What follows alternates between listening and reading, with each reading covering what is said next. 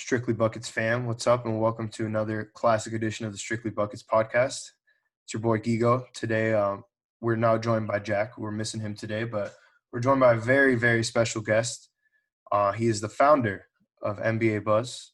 You might know them on Instagram, and you might know them on Facebook. They're all over the place. 2.5 million likes on Facebook, and 160 something thousand followers on Instagram.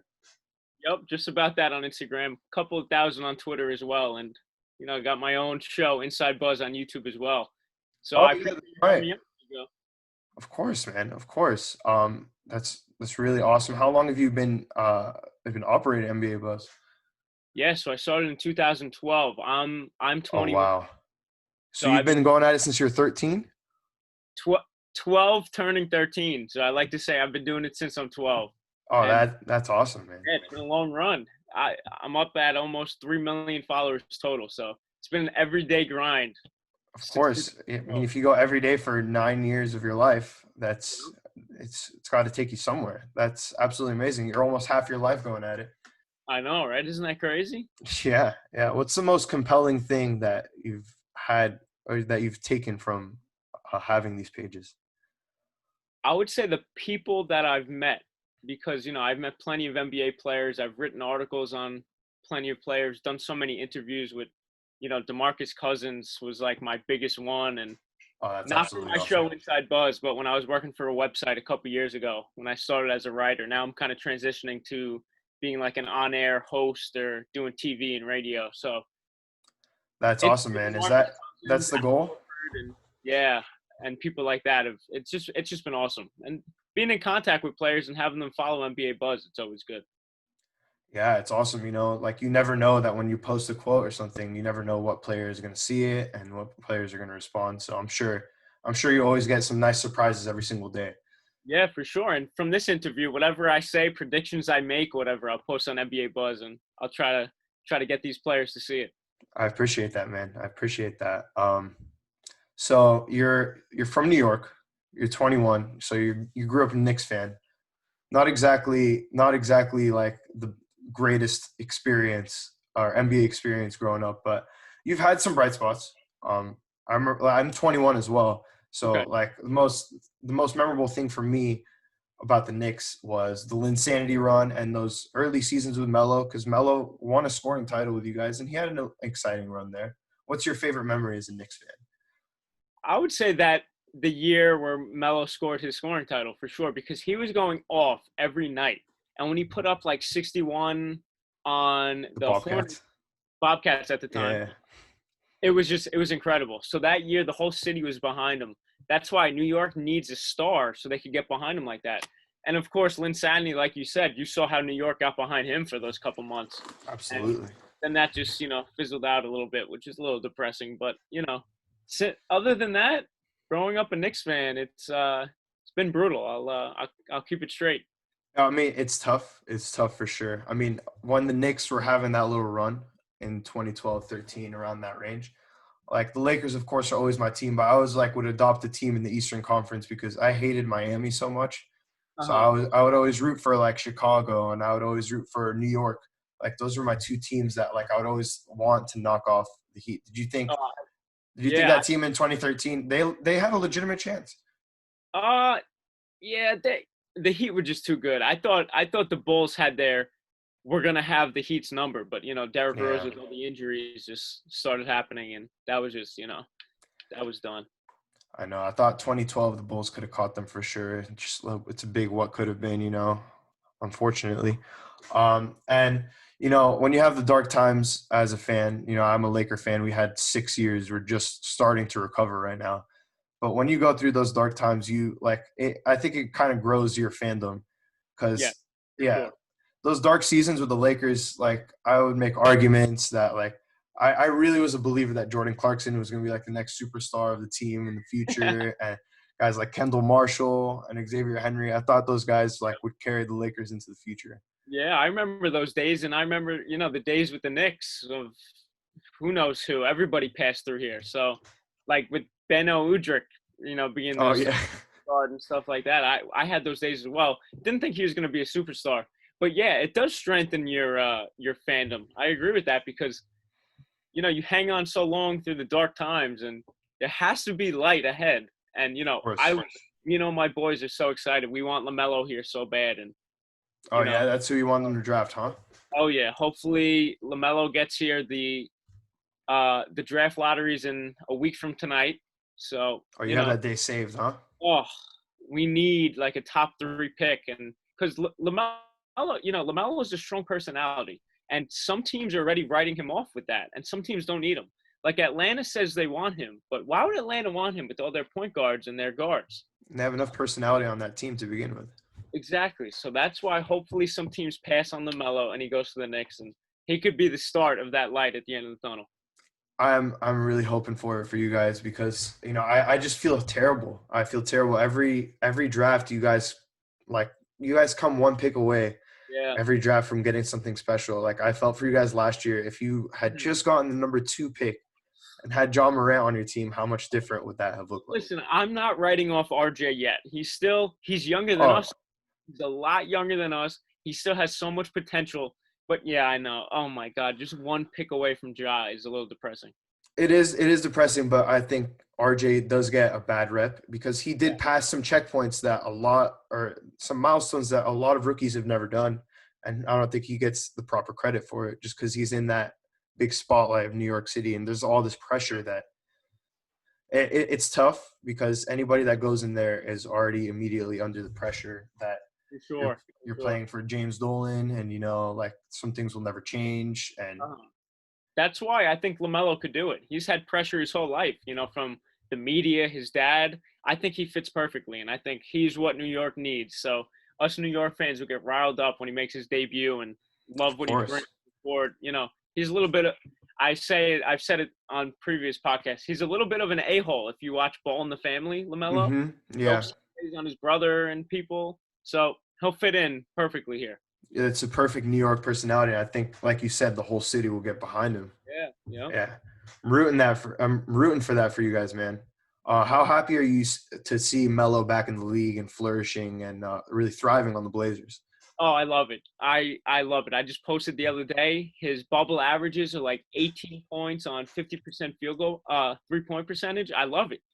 And I almost wish he could have came back to New York, but that wouldn't have done anything for him. That would have just, bucket after bucket, whatever. They're not making the playoffs. So I'm happy he's getting his chance in Portland. And listen, if he wasn't there right now, I don't know if they're doing what they're doing, sneaking up into that 8th seed. He's really been an X factor. Oh, I'm happy. you think like without him right now that they wouldn't be in this hunt, huh? Maybe because, Yeah, obviously Lillard and McCollum, and then after him, it's, Gary Trent who could score. Then there's not really too many other scorers there, like that's true. Nurkic. But Melo being that scorer and that buffer for Lillard and McCollum, it's worked out. That's true. That's true. And he's also got them out of a couple tight games.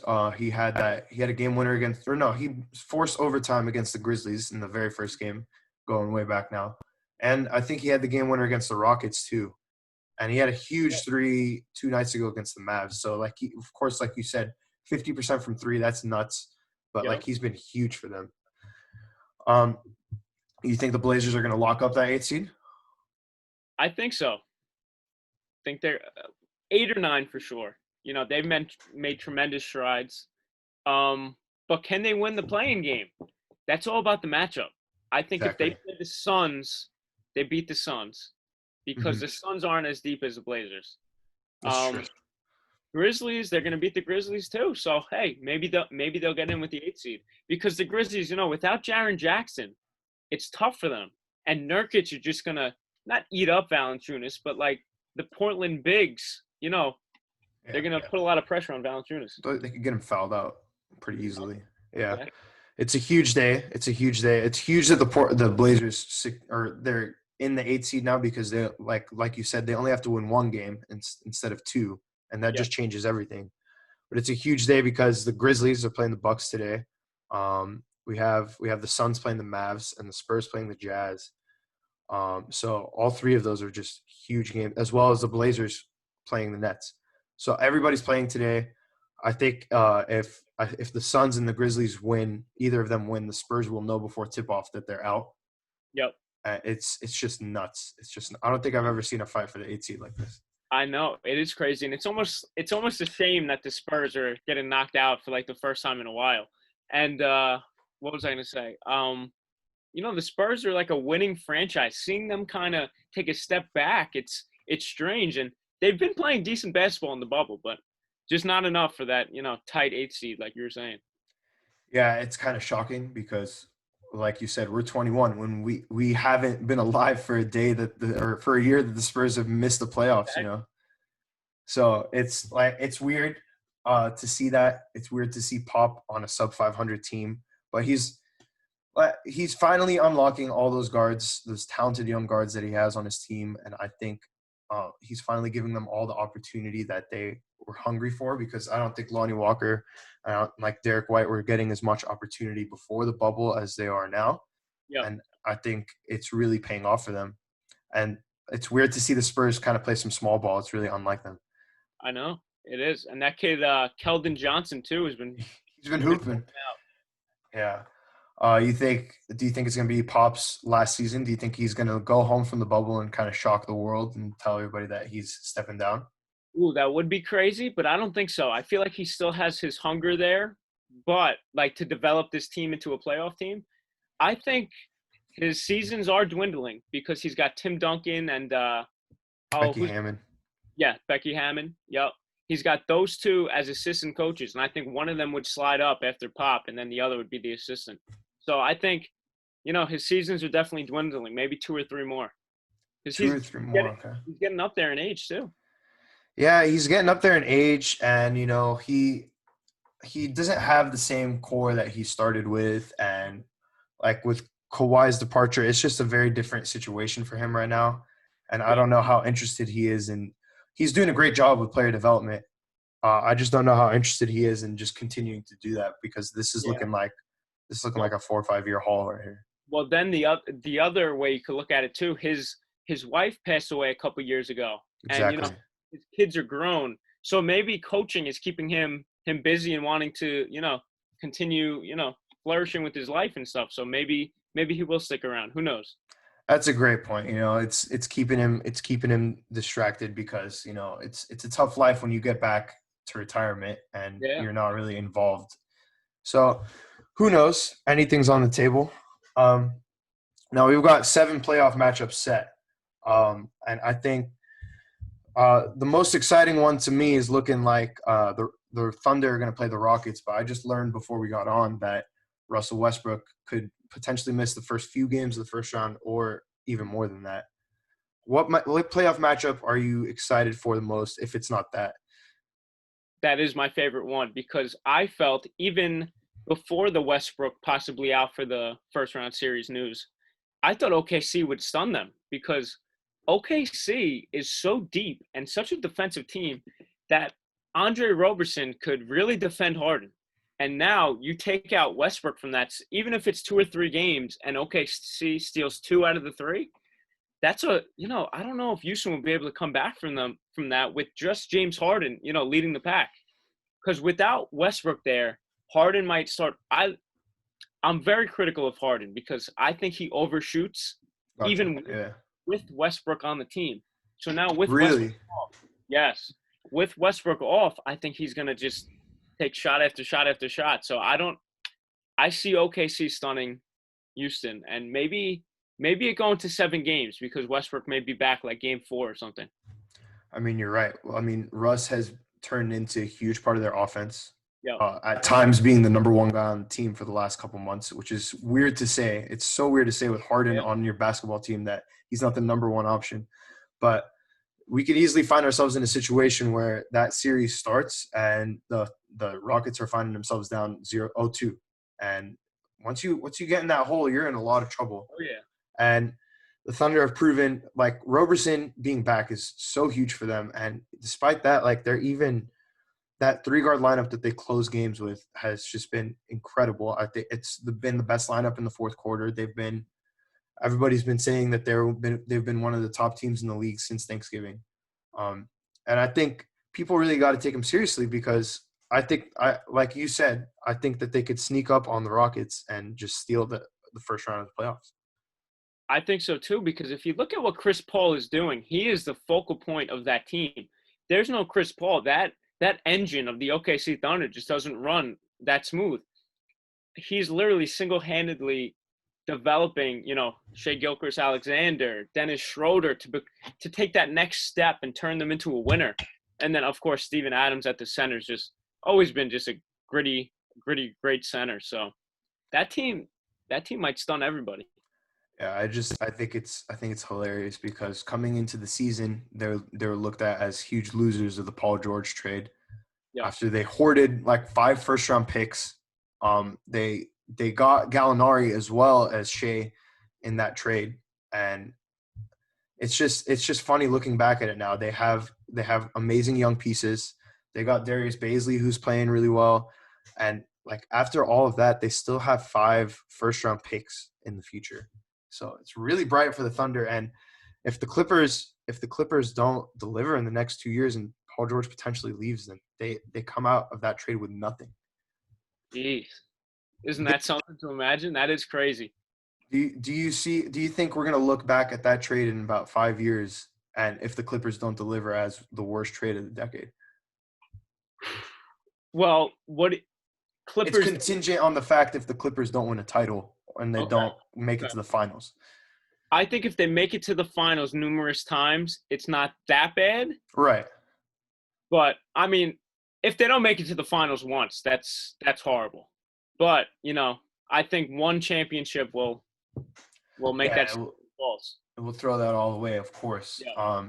Do you have the Clippers coming out of the West? Because they're looking good right now. The problem I've had with them all year Mm-hmm. is that you never see them play all their guys at once, and I Yeah. think you really need to get those reps together. They're a very talented team, don't get me wrong, but like I feel like there's a handful of games where we've seen their best 5 out on the floor. Yeah, I mean, it's between the Clippers and the Lakers out of the West, of course. But the Lakers, is it because it's the bubble and they're playing meaningless games? Possibly. But their offense, even in the big games throughout the year, I mean, outside of AD and LeBron, like Danny Green's been spotty this year, and some of their other shooters have just been spotty. So, that gives me some doubt. Can this bench really lead them to a championship? Because the bench will win you a championship. Like the Clippers bench, amazing. The Lakers bench too, but not as good as the Clippers. So, when it comes playoff time, AD and LeBron are just a different monster. So I don't want to doubt them, but I have a little doubt. The Clippers might sneak up in there. Just Clippers have been balling out in the bubble, and Kawhi and PG have just been killing it. So it's going to be very interesting. Yeah, so for the last 2 weeks, you hit it right on the nail. I've watched every Laker game this year, and I've had the same concerns that you've had. And same thing in the bubble. Like I've been saying for the last 2 weeks that I'm kind of upset that the Lakers were at the number 1 seed, because you have nothing to play for in these 8 games. And you have all 8 teams, or all the other teams in the West, who are playing every game like it's a playoff game, and for the 8 seed race, every team is playing every game like a game 7. And on the flip side, you have the Lakers playing meaningless games.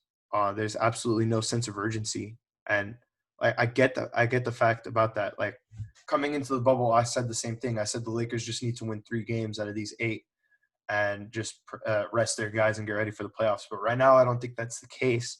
I think it's kind of hurt the team more than it's done us any good, because we're gonna come into the playoffs in a different pace, and we're going to be at a different point than, let's say, the Blazers.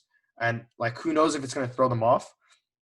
Personally, I think if we do face off against the Blazers, there's too many problems defensively that they're going to face against the Lakers that they are not going to have an answer to. But like I have a lot of concerns about when they go up against the Clippers. I think that would go 7 if they meet up with the Clippers eventually. And the thing with the Lakers bench that concerns me is you got a lot of guys who just want to go play one-on-one, like go to the side of the court and play one-on-one, like Deion Waiters. Yeah, we added another one. Yeah, exactly. J.R. Smith, like other guys. But if you look at the Clippers, I mean, Lou Williams is like that too. The Clippers' depth, they play great team basketball with that depth. So it'll be very interesting. Even Kyle Kuzma, he's getting a lot better off the ball as of recently. But I don't think J.R. Smith personally is going to see the court that much I don't because, think so either. yeah, I had really high hopes coming into the bubble for him because he's been out of it for so long. I think he would have been hungrier, but clearly it just hasn't panned out the way it has been. Avery Bradley is just such a huge loss. Watching every single game this year, I would watch him pick up every single guard full court every game. Like it's just so consistent, and like we were relied on him so much for our perimeter defense, and now that is gone by the wayside. And if you guys match up with Portland, he would be the Dame stopper, and he's no longer Exactly. there. So who are you putting on Dame? Who's it going to be? Uh, you know, I had high hopes going for Caruso coming into the bubble, but uh, I think if you game plan with him going on Dame, KCP is also another guard who's very physical, who could stay with guards. Danny Green, hopefully in a playoff setting with game planning and scouting, will Will be. lock in, hopefully. I think he'll be locked in and he'll be better defensively than what we're seeing right now. He's obviously it's a different playoffs, but he has been in so many big moments.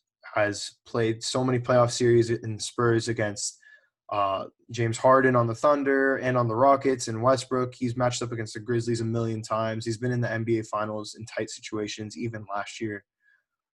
So I trust him a lot more.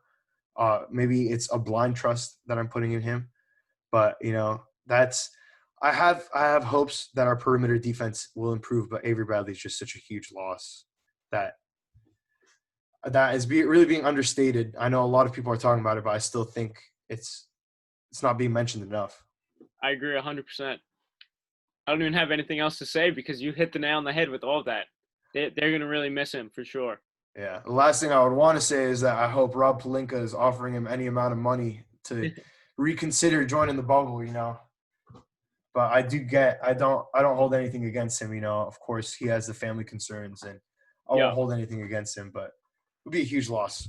And on the flip side, in the East now, I think as a Laker fan, I watched them play Toronto, and I didn't realize how elite the defense is over there. And a defense wins you titles, and I just the thing that they're missing is that one great player. Because if you look at the last 10 years in the NBA Finals, you've had either Kawhi, LeBron, Kevin Durant, or Steph Curry on one of those teams. In the last, I think since 2012, one of those players has represented or has been on the best player on a finals team. So I don't know if the Raptors really have that necessarily. I don't know if Siakam's at that point yet. And I don't know if Kyle Lowry's been great. I don't know if he's that great of a player. So that's why I've been torn between them and Milwaukee coming out of the East. I agree. I got a three-headed monster, including Boston in there too. But I don't think Boston yet. Boston needs like a good scoring big man, I think, to take that next jump. Like Enes Kanter's not really a defender. Like I remember him with the Knicks. Yeah. So I have faith in Boston, but I don't think they're going to really go too far. It's between Toronto and Milwaukee for sure. Listen, Giannis in the playoffs in recent years, yeah, he's taken strides this year, but he's kind of choked a little bit. Yeah. That's why in Toronto, proven winners, these hungry guys, Nick Nurse, he should really be coach of the year potentially because of what he's doing. Everybody kind of wrote them off after Kawhi left, but they're still in Fleet, Pascal, Lowry, and everybody. Norman Powell. Norman Powell. So, you're right. Defense does win championships. So I'm not going to make a sole prediction, but don't doubt Toronto. I have it Lakers Bucks in the finals, but don't doubt Toronto. Yeah, I really think anything's on the table between those two teams. Like I think I'm penciling off Philly.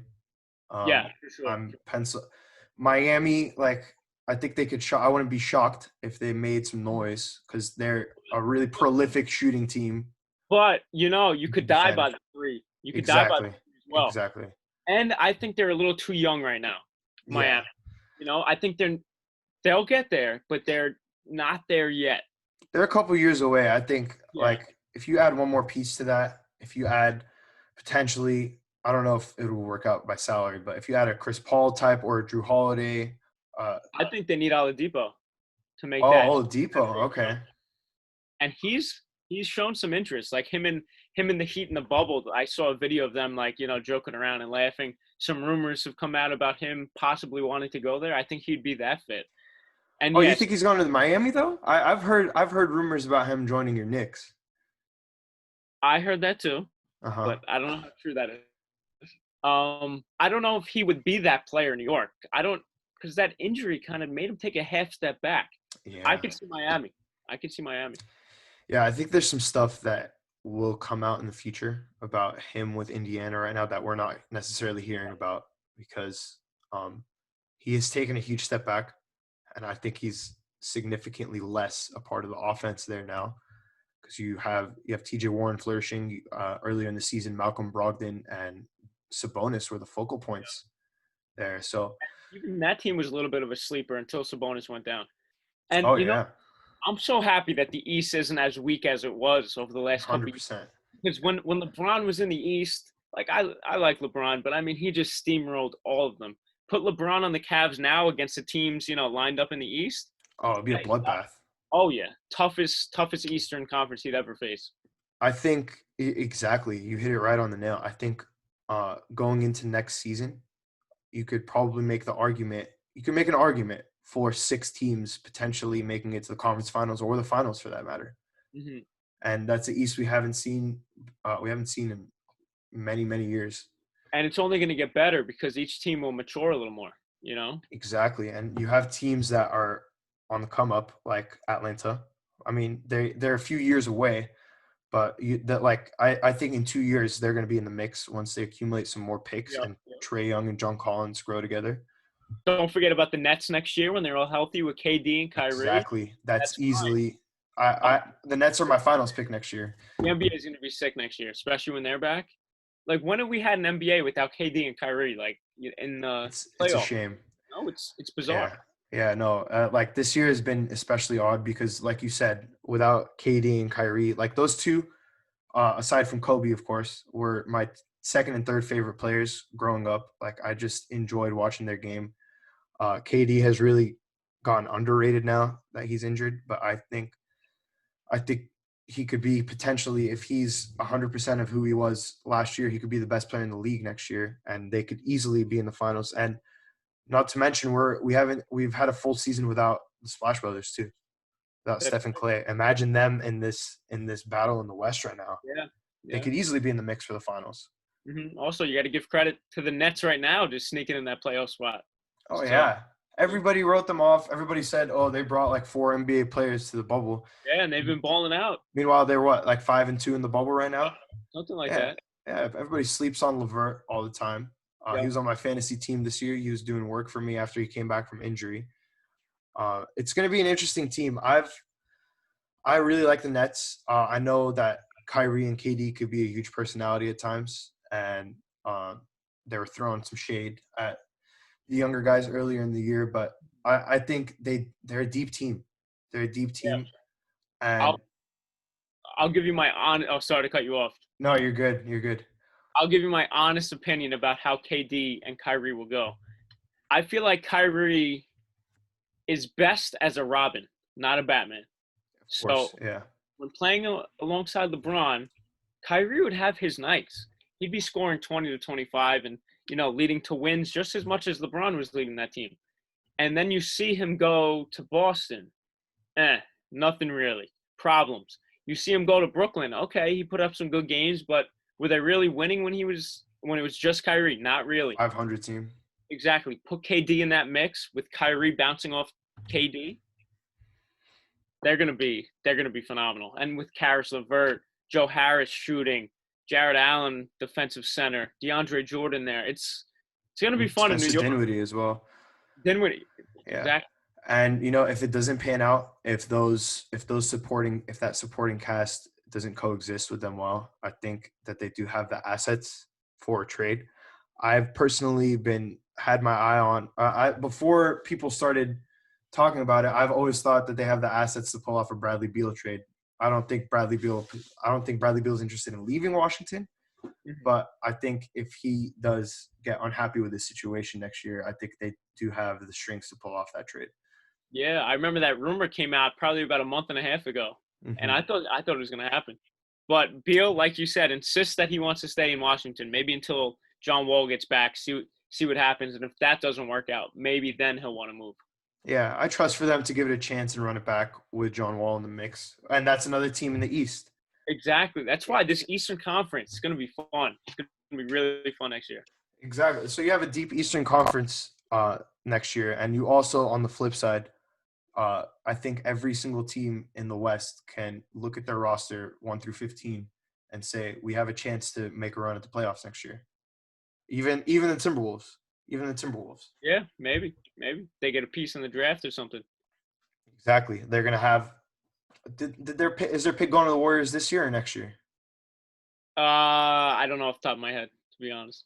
Yeah, but 15 teams there in the West that have a great top of the team, or they have a talented duo. Top heavy. Yeah, They're a little exactly. Every team is very top heavy and could convince themselves that they could make a run at the playoffs. Yeah. So it's going to be very special.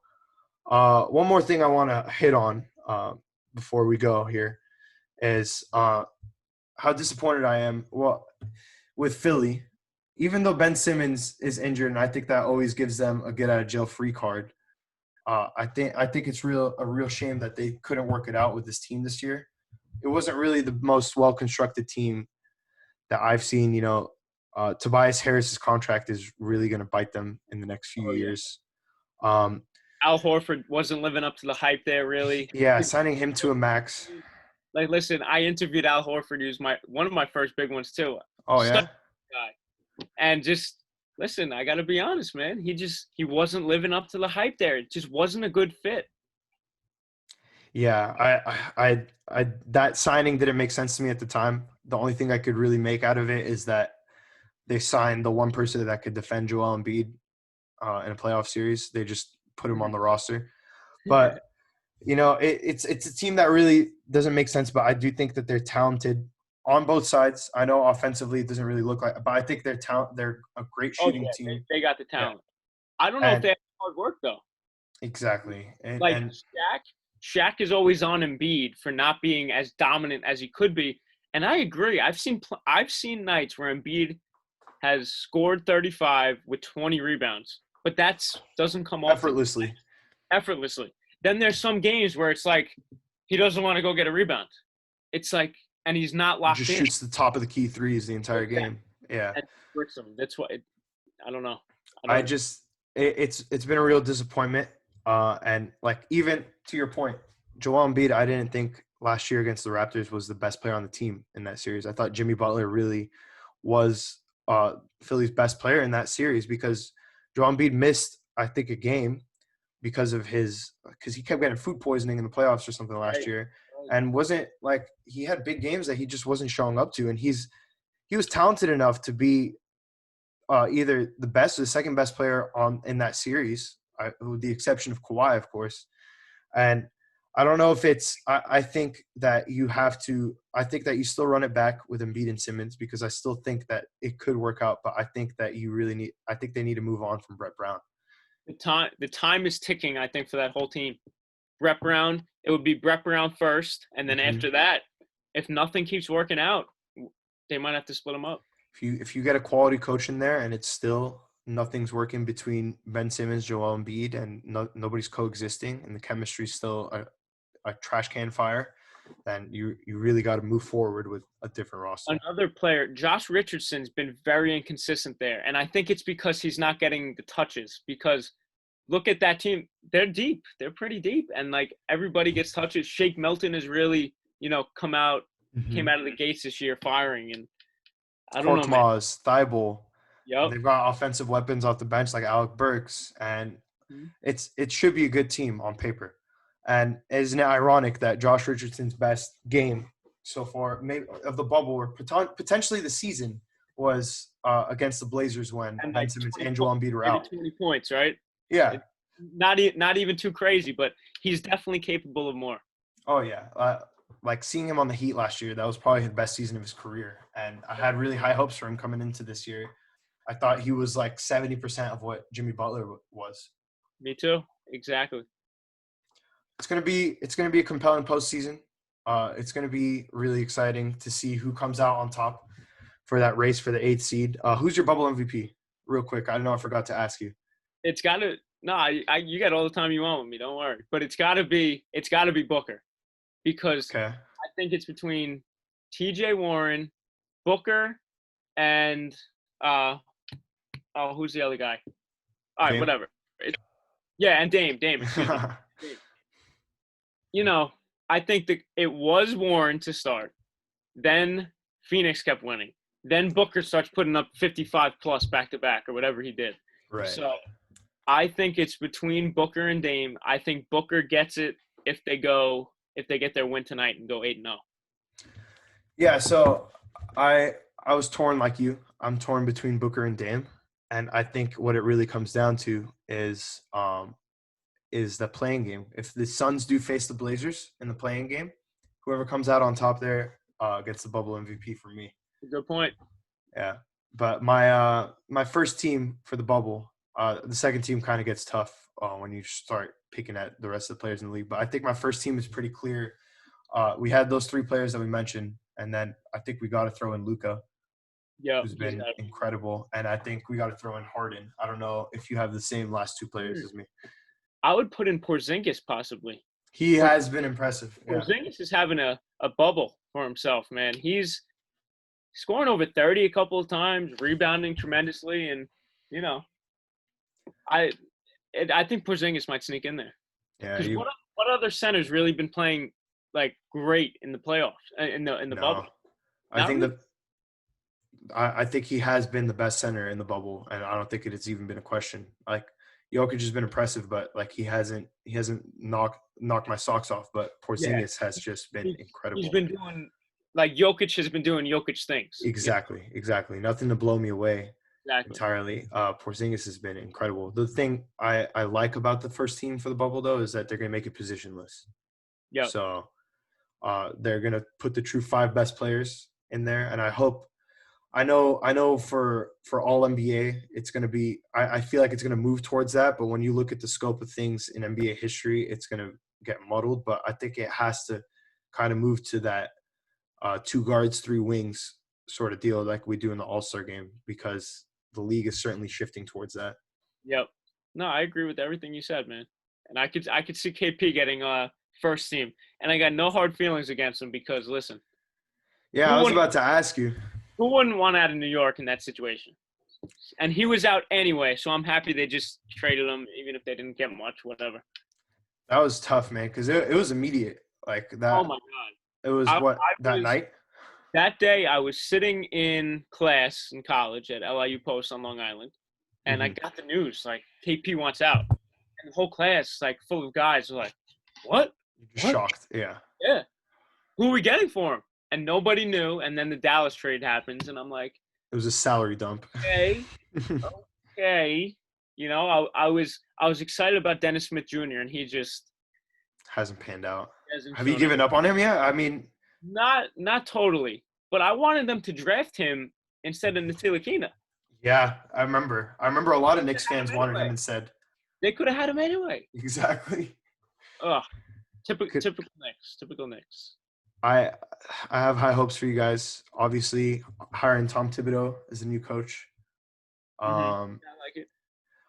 You got Leon Rose there in the front office. I think we're going to see a lot of rumors with Kentucky guys in the future. Every player that's gone to Kentucky is now going to be in Knicks rumors for the next 5 years. They just brought in that Kentucky assistant coach. I forget his name. I did see that. He's got a decorated background, so maybe he'll lock this team in and try to turn – like Kevin Knox needs to get a fire lit under his butt. Kevin Knox is coming in with hype, and he's still young. He was very promising his rookie year. The New York media has just been all over him. So, it plays a factor.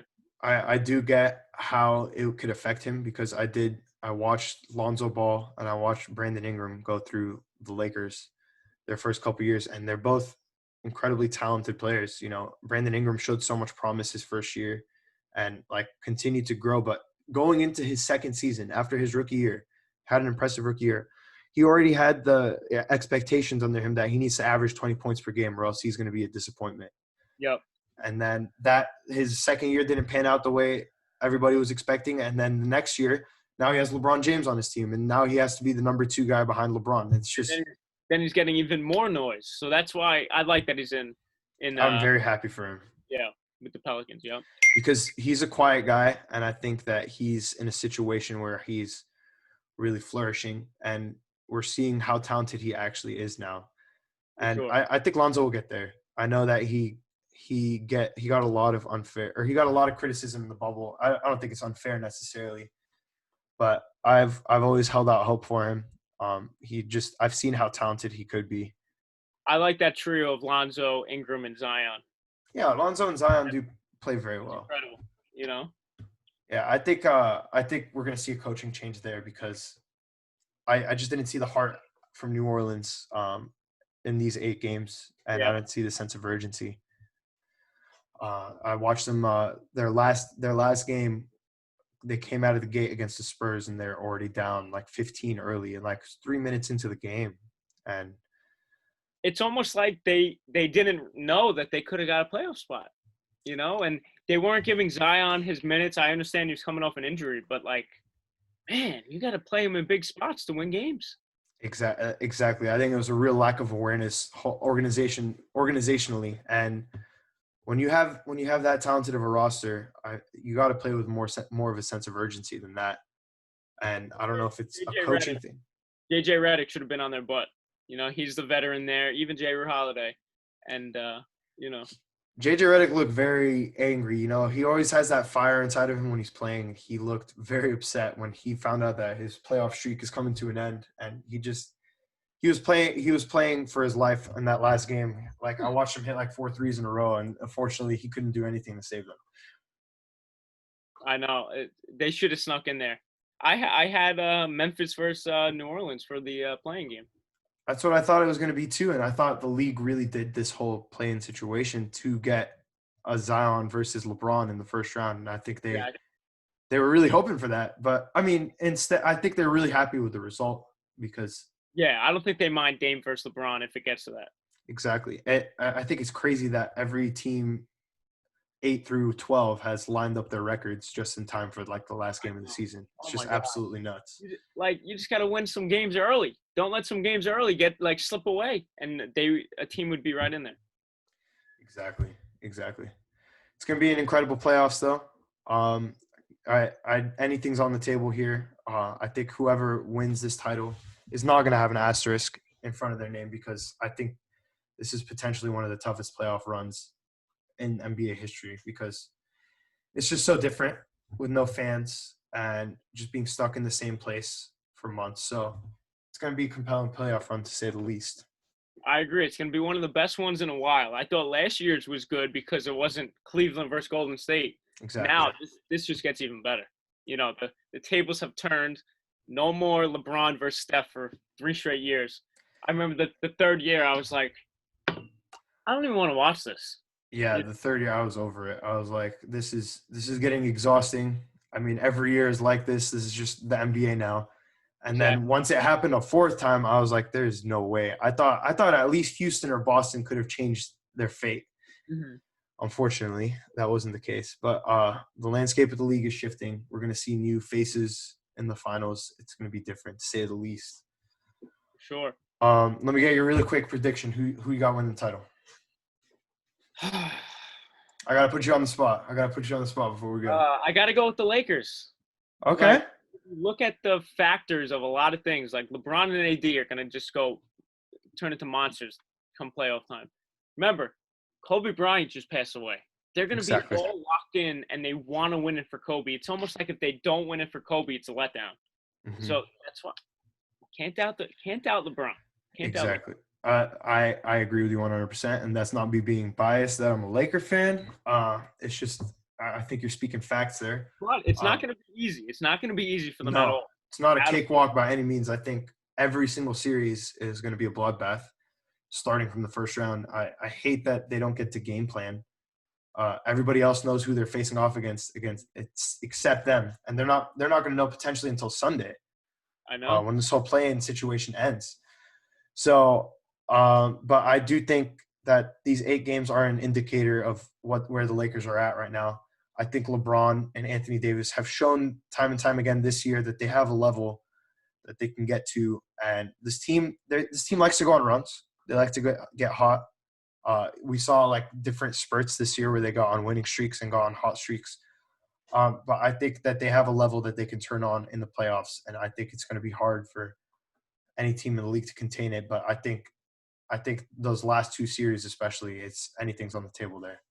Mm-hmm. And I got Giannis for MVP. I don't know if that's your next question, but Giannis, I think he has to be. He has to be the MVP. I mean, that's the record. And last night I posted Ramona Shelburne of ESPN, who has a vote. Why does she have a vote if she's going to base her MVP off the media perception of LeBron being old and having to win an MVP? LeBron's having an insane year. Yeah. What he's doing with the Lakers, but a narrative is going to make you put LeBron over Giannis, really? Yeah, if we were going narrative based, then the MVPs for the last 5 years would be completely different. Yes. Exactly. And I saw what you posted right before we got on about Ramona Shelburne, and I saw that you said this is so frustrating. And I think I remember Bill Simmons said this a few months ago. He said when you have an MVP vote, you have like a real responsibility. In NBA history. And I think from a night in, night out perspective, Giannis has shown that he is the MVP. Historic numbers put up by the Bucks. The point differentials like we've never seen before, and like it has to be. It has to be. 29 points in 30 minutes per game. Man, is he your defensive player of the year though? That's tough because I don't even know who's gonna win that. It's like it's between so up in the air. Guys. And like, what does the NBA really like? Are they looking at the stats? Or are they looking at who actually like really helps the defense with the help defense and stuff? So it might be Gobert. It might be Ben Simmons had a great defensive year. Okay. It might be Giannis. You're not putting Anthony Davis in the mix there? Oh, AD, my bad, and AD in there as well. I'm hoping so, man. But yeah, Mikey, I really appreciate it, man. It's always a pleasure talking hoops, and this was a great time talking hoops with you. Of course, man. Yeah, no, I appreciate you having me on and reaching out. Yeah, of course, man. Of course. I hope that we have built a strong foundation. One time I can come on your podcast, or one time we could get this going again. It's been a real good time, and hopefully next time that we come on together, we'll have my guy Jack with you, chopping it up, talking about hoops. Awesome, for sure.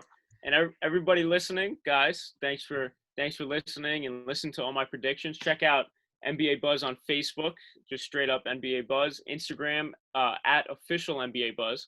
Twitter at official NBA Buzz as well. Just dropped this Inside Buzz merch for my show, Inside Buzz. Yes, sir. You can find that. You see my background behind me. InsideBuzz.net is the merchandise store. And check out Inside Buzz on YouTube for all the interviews with all those NBA players. Yes, sir. Everybody, Strictly Buckets fam, I want all of you guys to follow every single page that my guy Mikey has just mentioned right now. And I want you to go to Inside Buzz, cop that merch, tag Mikey, okay, so we can get you guys a special shout-out because – Yep, for sure. If you cop some merch, I'll give you a shout-out. NBA Buzz has 2.5 million on Facebook, so – There you go. Y'all heard it here first. I'll get a lot of eyes seeing your post. You guys heard it here first. You'll get 2.5 million eyes on you if you buy some Inside Buzz merch. It sounds like a great deal to me. 5 million eyes if you double it. We got 2 eyes. Ooh, 5 million. Yeah, exactly. Exactly. That's a deal for me. No amount of money could buy that for me. All right, my man. Mikey, I appreciate you, man. Thank you so much for coming on. Strictly Buckets fam, thank you for tuning in. And thank you so much, Mikey, again. Really appreciate it, brother. All right, have a nice day. Thank you, man. Take it easy.